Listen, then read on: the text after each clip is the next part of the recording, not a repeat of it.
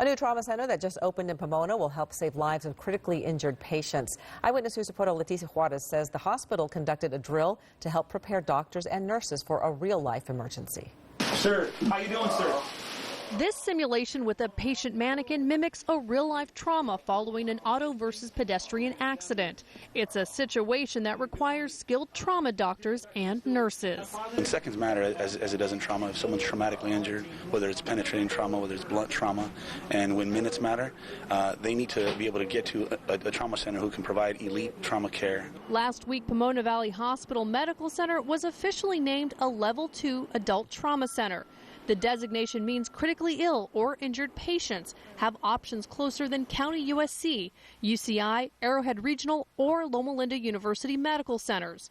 It also means first responders have another trauma hospital to send patients in mass casualty situations, much like this bus crash near Kramer Junction last month, in which 26 people had to be transported.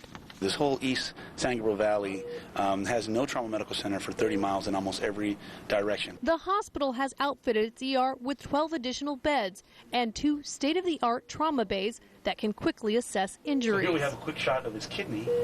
In just the 7 days since opening its doors to trauma, the volume of patients has tripled.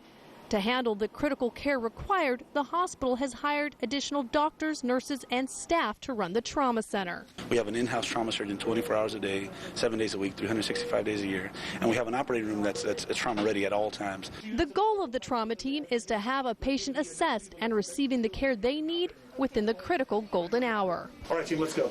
Next month, Pomona Valley Hospital will also complete its helicopter pad, which will cut down on the amount of time it takes for patients to get the critical care they need.